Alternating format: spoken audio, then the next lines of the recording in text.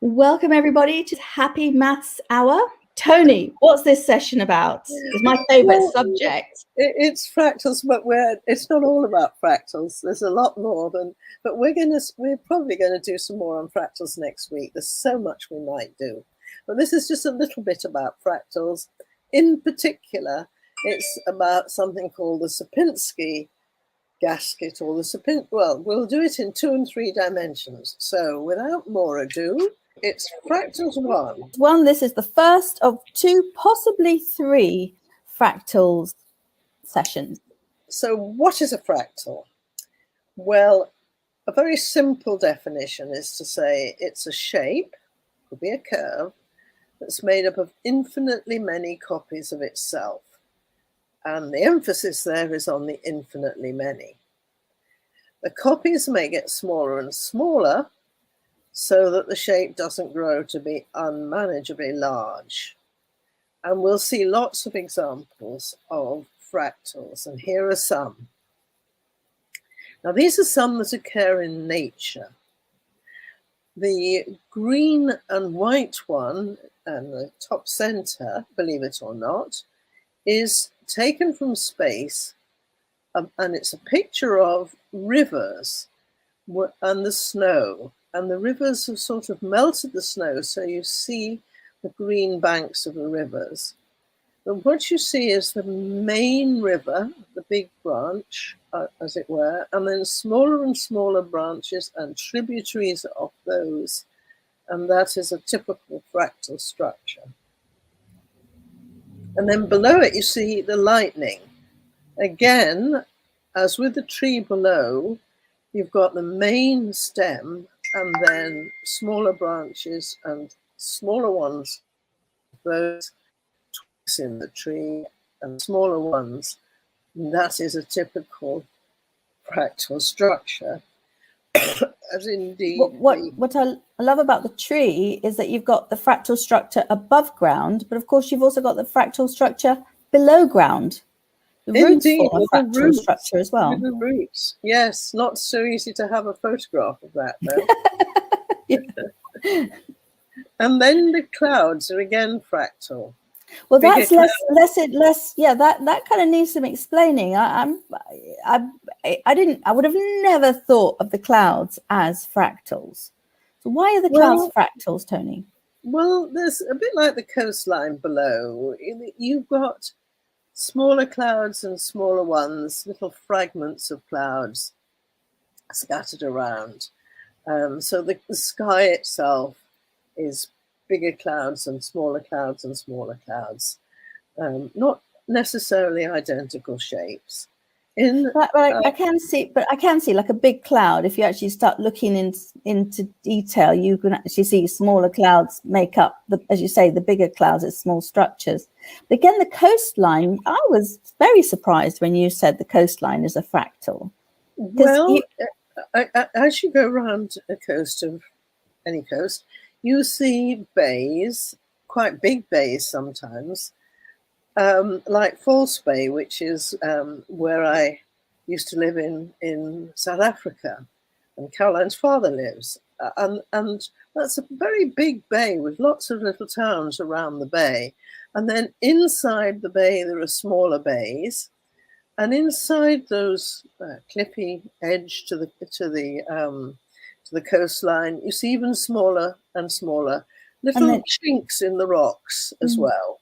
Okay, so you've got the beaches. The beaches are mini bays within the bay, but then, as you say, with the rocky edges, you've actually then got lots and lots of much smaller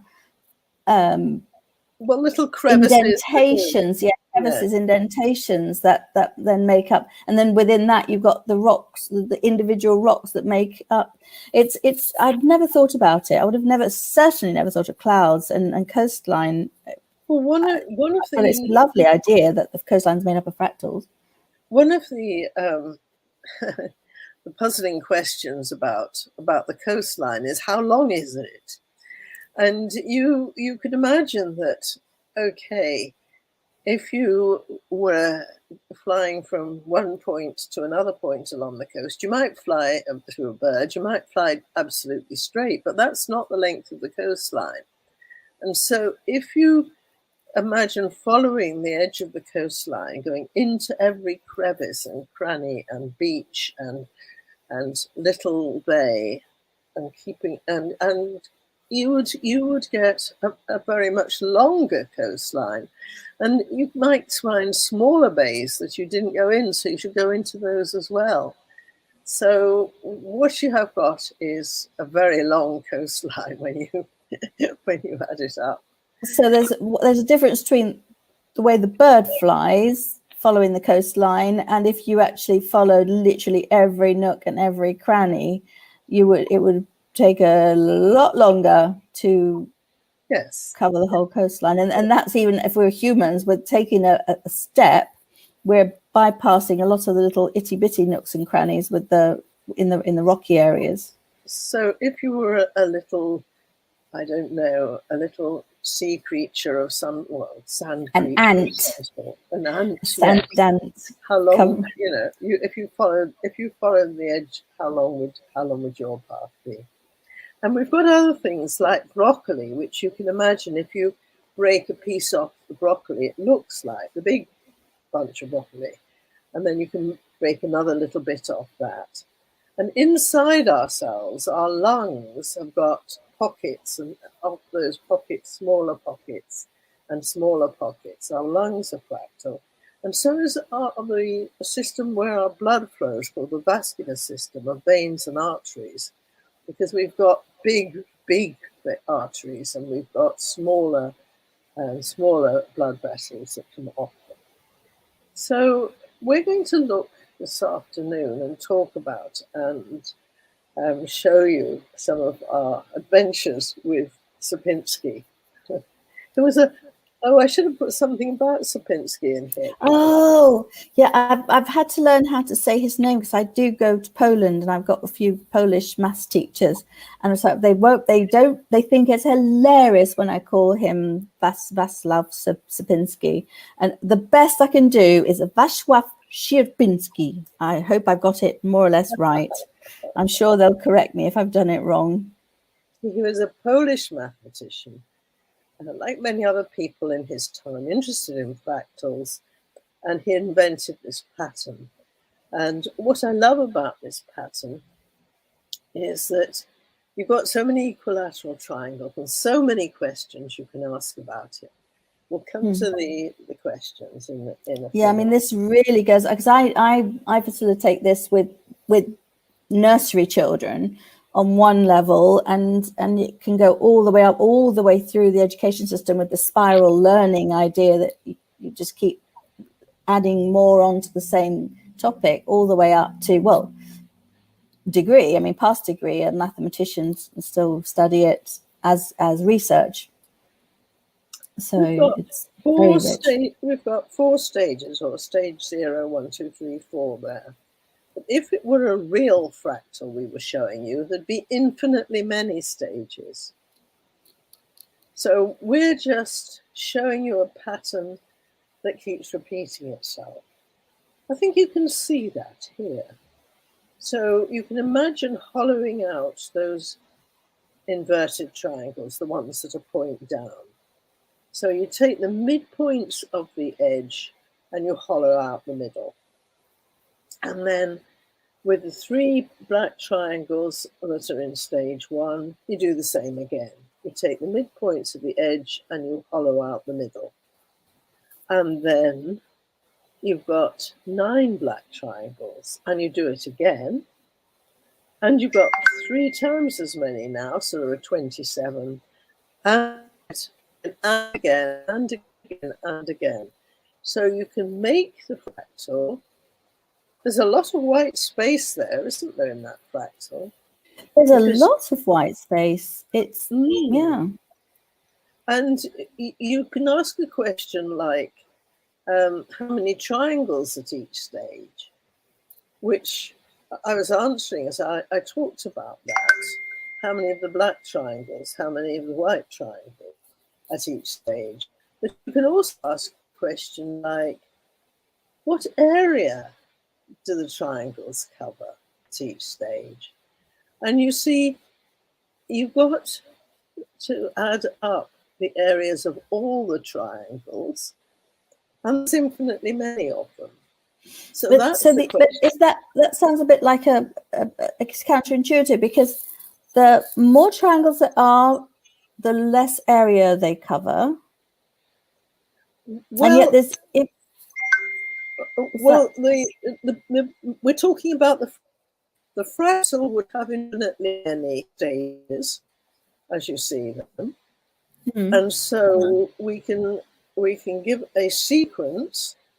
There's 3 black triangles in stage 1. There's 9 in stage 2. There's 27 in stage 3. There's 81 in stage 4. And in the next stage, there's 3 times that many. So there's 243. So when we add up the areas, we have got to say how many triangles there are for each stage, how many black, we're doing it with black triangles, say how many of them there are, what's the area of each one, and that term will be that number of triangles times the area of each one. So you're going to have a progression or a sequence there. And that's a question you could ask to 16, 17, 18-year-olds, expect them to be able to do it. But you could ask the younger learners to describe what they see and talk about the patterns and count the triangles. And draw the triangles. Draw it. Yeah. Let's carry on with drawing. Ooh. Now, exciting. So what we've said is fractals contain copies of themselves at a smaller scale, and you can see that with these black and white triangles that we've shown here. And as we've just described, you can join the midpoints of the edges of the black triangles and remove the inverted triangles at each stage, leaving a white space. But there's another way to look at it. You can think about the fact that you might reduce the area of the triangle so the lengths of the edges are halved, and make 2 copies and arrange the 3 triangles with 2 side by side and 1 on top. And then reduce it again. So it's the edges are half the length. And you make more copies and you repeat the stage 1, 3 of them to make stage 2. And 3 stage 2s make stage 3, but in my picture, they're reduced in size. Or we can make them grow, and in a minute, we'll see them growing bigger. So our fractal can grow bigger, or it can scrunch in on itself and grow smaller. Nice idea. Now, by making the Sierpinski triangles and describing what they see and noticing and talking about the geometrical properties, the young learners will be able to develop visualization and language skills. And that's really important, that they can notice what they see, they can describe what they see, and they can observe the pattern. Maths is full of patterns. And for this, that they don't have to have a lot of prior knowledge. They can just, as long as they can count and they can say the word triangle, they can really describe this in a lot of detail in their own way. Yes, indeed. Yeah, and different children may describe it in slightly different ways, as we've been doing now, but essentially they have valid observations to make. And older learners can investigate number patterns and spot similar triangles and work out scale factors. They can investigate areas, numbers of triangles in the patterns, and even some infinite geometric series. So there's a lot of potential here for learning the standard mathematics that you have to learn in any school curriculum. Now then, we're going to show building one of these triangles in a slightly different way. So if you watch now, you will see that these triangles are building up in the way I described, but now we're not shrinking them. We're taking lots of copies of the same size and we're adding them in. So we have started with 27 stage 2 triangles. The stage 0 is just one triangle, you can see. 3 smaller triangles of half the length, that's a stage 1. So effectively using 3 triangles to make a stage 1. The stage 2 is you're making 3 stage 1s together to make a stage 2. So if you look at the stage 2 there, that is the building block that Toni is using. You've got 3 of each given stage, you make 3 of them to make the next stage. 3 stage 2s to make a stage 3, and 3 stage 3s to make a stage 4, etc. What I like to do with a group is to say, here's your copy, and it could be a stage 2 like this, or it could be a stage 3. Color it in, and then we'll stick your triangles, the ones you've colored, on a backing sheet, and we'll make a poster. And if we have a big enough space, we could go even further than this. This is a stage 5, but if we had enough space, we can use 3 of these to make a stage 6. And I like to get the group to visualize what would happen if we pointed this towards the moon. How many times would we have to, how many stages would it take? We're starting at, let's say, a 1 meter. Let's say the edge length of the first one is 1 meter. How many, at what stage would we actually reach the moon? And that's a nice, fun little activity that gets them thinking. Also, what you've got to imagine is this fractal could have, not as you see it now in that picture, but it could have smaller and smaller triangles within the ones you see. And it could go on shrinking down and down as well. You can have infinitely many iterations, is the word we use in mathematics to mean you just repeat the same process over and over again. And in your imagination, you can imagine doing this infinitely many times. So that's the stage 2 triangle, the little one up at the right there that we've used. And we've used 27 of them to make a stage 5. And we'd need 3 times 27, 81 of them to make a stage 6, and 243 to make a stage 7, and so it would go on. And now we want to jump from 2 dimensions to 3, and we've got a very short video.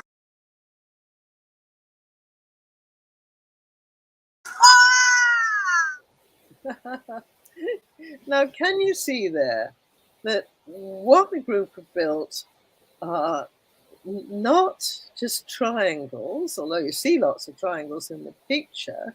It's all made of balloons, and so they're sagging a little bit, but it's pretty clear that what you've got there is the same sort of structure as we've just been talking about with the triangles, but they're made with tetrahedra. Let's watch it once more. It's very short. And now, fantastic fractals, aren't they fantastic?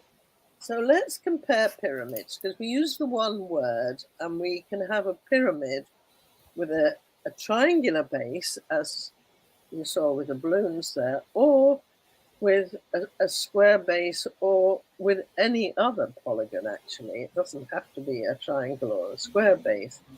But here are some real life tetrahedra and pyramids.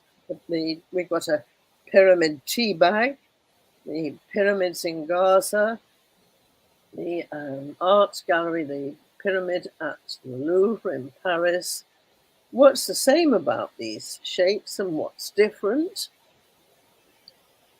Well, another question is, what's the same about all pyramids? No matter what the shape of the base is, what is the common factor? Well, the sloping edges are all going to be triangles, and the base can be any polygon. And the triangles very often are equilateral, but they don't have to be. They're usually symmetrical in the sense that they're usually isosceles triangles. Again, they don't have to be. Now here you see the balloons again, and here the colors make it quite, the construction quite clear, how the tetrahedra are made with 6 balloons, 6 edges with 6 balloons, and how you have 4 of them to make the bigger tetrahedra at the next stage. There's a question that is quite a challenging question if you've not looked at it before, is what is the shape inside the big tetrahedron between those balloons? What Caroline and I were talking about this, and she thought it was perhaps easier to see with the shape, the pyramid on the left, that's made with newspaper sticks. I've got my one that's made out of solid tetrahedra here that might be easier to see, and with the visualizer, you can see the shape inside there. If I move it around, now if I put it sitting the way the one is on the bottom left, but I've actually got. Do we want to reveal the shape? Because I can, because I've got it here, Toni. Oh, why not, Caroline? So I'm going to open this up, and I'm going to put this shape. Let me raise that up a little bit more. I'm going to put this shape here in the middle so that you can see it fits. Now this is a solid tetrahedron. It's completely solid, and the shape of the gap in the middle. Caroline, when you were going to put that in, it looked almost too big to go in. Yes. It's sort of counterintuitive, but it does. It fits in neatly there, and just exactly fills that space. It does, and it is actually geometrically correct. It's made up. This shape here is made up of 2 of these pyramids, but put together differently with different angles. So all the edges are exactly the same, but can you see the shape? So it's got 8 edges. So it's an octahedron. And if you look at it straight above, you can see 1, 2, 3, 4. You've got a square, which is one of the planes of symmetry. And if I turn it the other way up, you can see you've got 1, 2, 3, 4 identical top and bottom, so you can see the symmetry, and it's really easy to work out how many faces it's got. And yes, its ancient Greek name, which is the mathematical name, is Octahedron, which means 8 faces. And if you look at the colored balloons there, at each vertex you can see in one vertex you can see 2 yellow and 2 blue balloons for your 4 edges. At another vertex, you can see 2 blue and 2 pink balloons. At another vertex, you can see a pair of 2 balloons of one color and 2 balloons of another color, giving you the edge of your octahedron at the 6 different vertices. And that's, and you say, so you've got 4 triangles that are tricolor, and 4 triangles that are monochromatic, that are one color.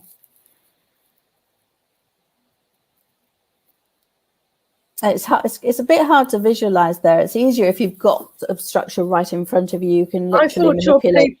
I thought your paper one was beautiful, Caroline. I thought that would do the trick. Yes, really good. Okay, now then, we're going to show you, Caroline's going to show you a video of this occasion.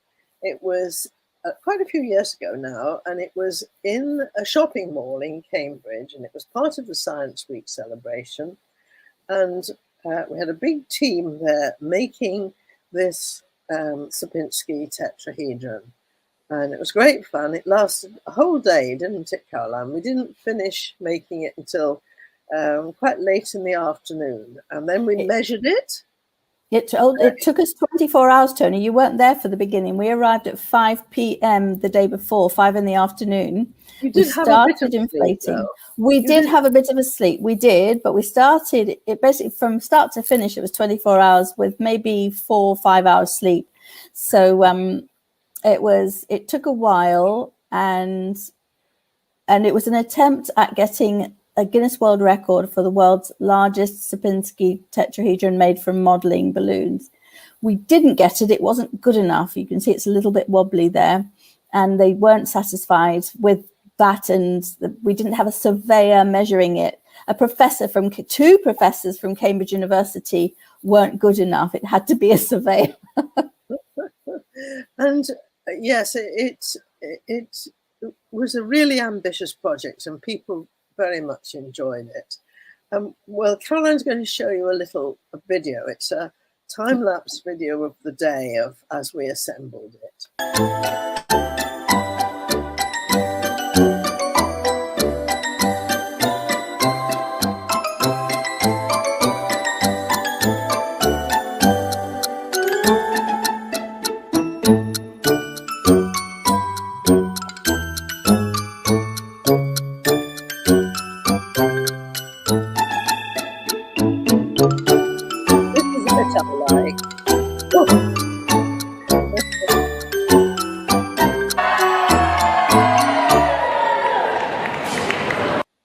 It's so clever. You get the fourth piece on top, because it's so, you see the people standing there. It's so high above everyone's heads. It's really clever the way you get that last piece. You raise it up and get it on top. We do this as a regular workshop using much larger tetrahedra, and so it only takes a few minutes to assemble it. It takes about 3 hours to get it ready, and then it only takes a few minutes to assemble it and make it as big as that.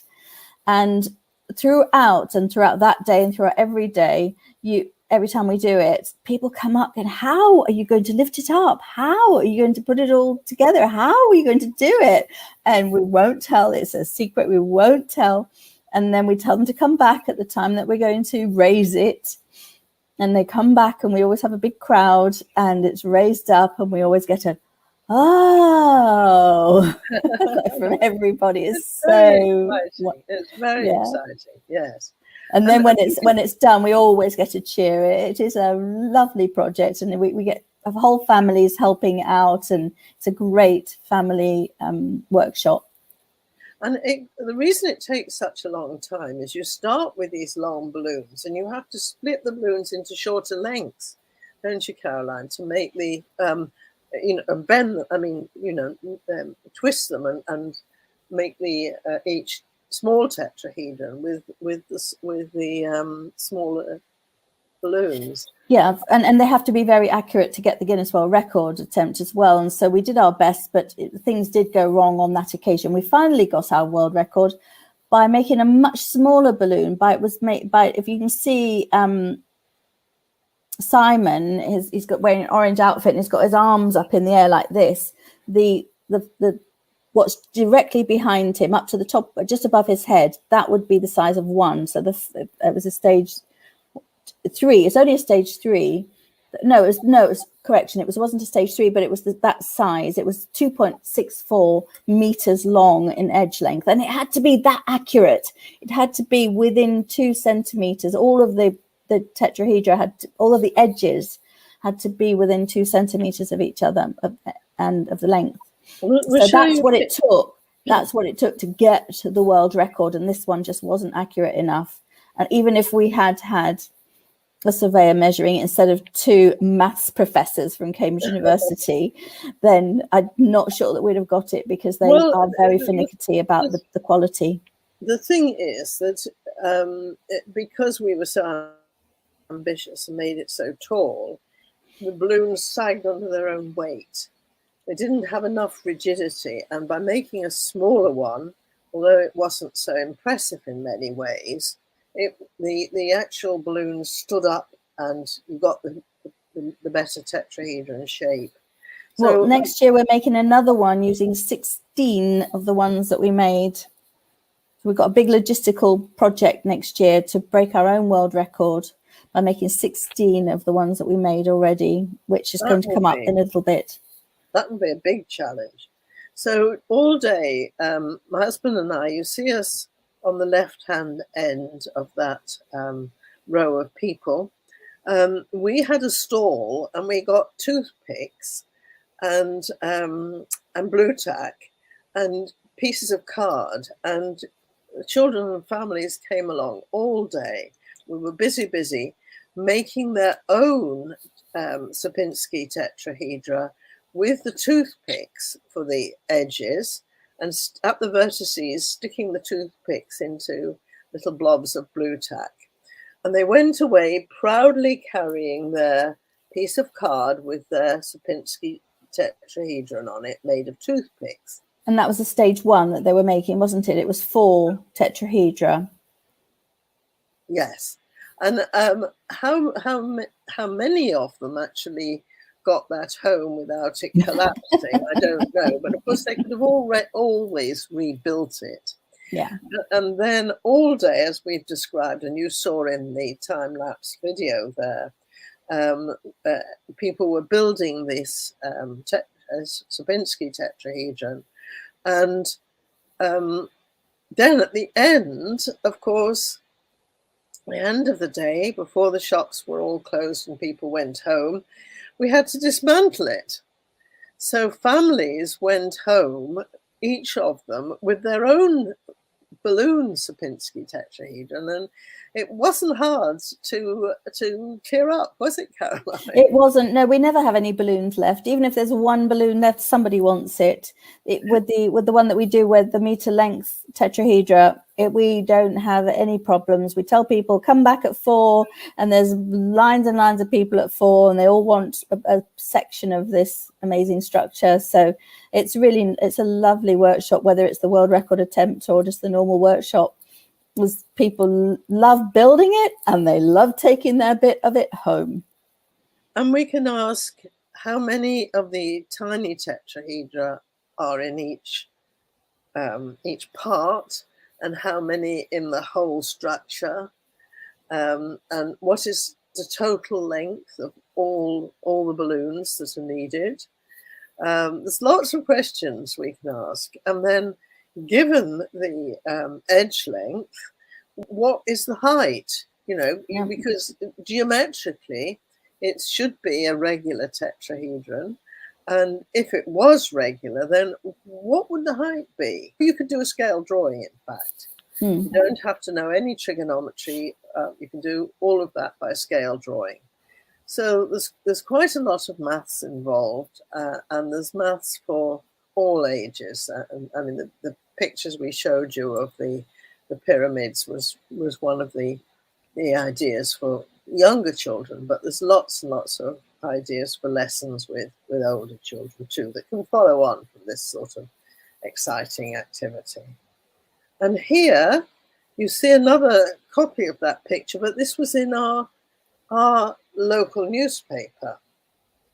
This balloon pyramid, which set a new record, and there you are. You've got the same picture. And well, no, it didn't set. Well, we did set a record because nobody had done it before, but we didn't get into the book. When you can see the much smaller pyramid, you can see me standing up in my orange outfit.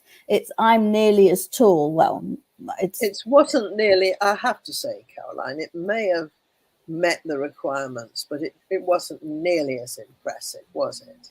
But it was useful. It was learning, always be learning, and always find, what am I learning from this? We witnessed what was required to measure it, because the lady in the photo with me there, you can just see it. She's just kind of a black shadow there, but it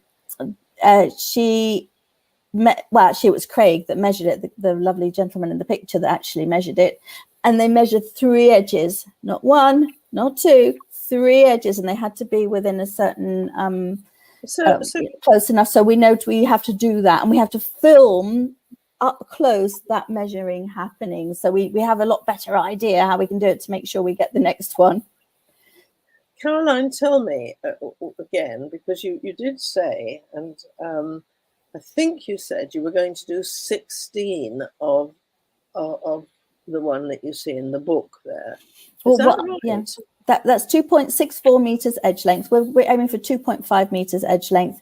And that is because we're working with a college in Norwich, and that's what they want to do. They want to make it basically go for the 8 meter edge length, the size that we made in Cambridge, but using 16 of those. Now, it took us 5 hours for 10 balloon artists, professional trained balloon artists, to build that. It took us 5 hours.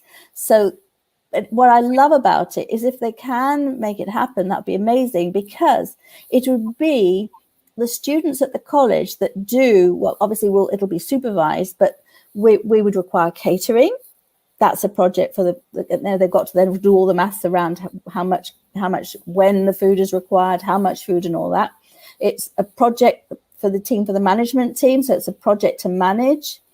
And there's training involved, so we can get the college students to help us with the training, to help coordinate it. The professionals, we'd be the consultants, but it's a huge project. So if they can actually manage it, it's a great project for training for these students to really get grips with a big project. And if they then get a Guinness World Record at the end of it, wow, what a fantastic activity for them.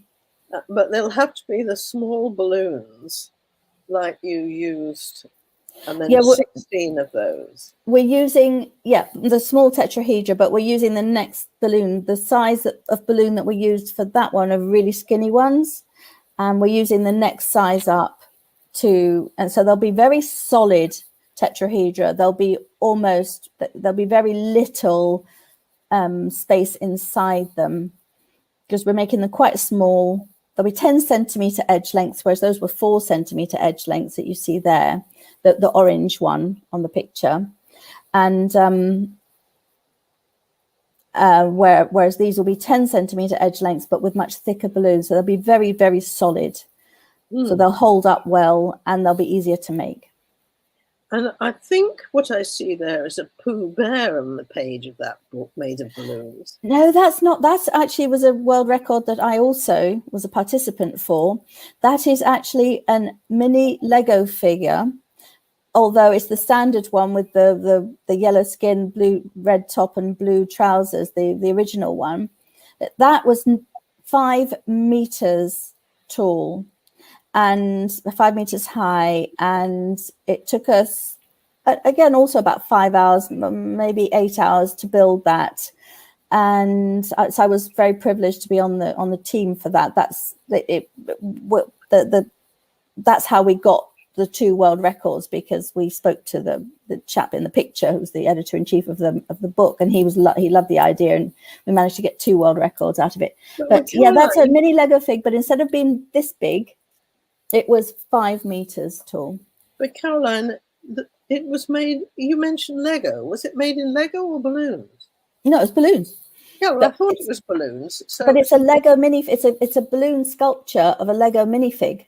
Lego minifig is this big, whereas it was a huge model. We usually talk about smaller scale. You have a model car or a model airplane or a model something. Well, we made a model out of balloons, but it was 50 times the size of a Lego minifig.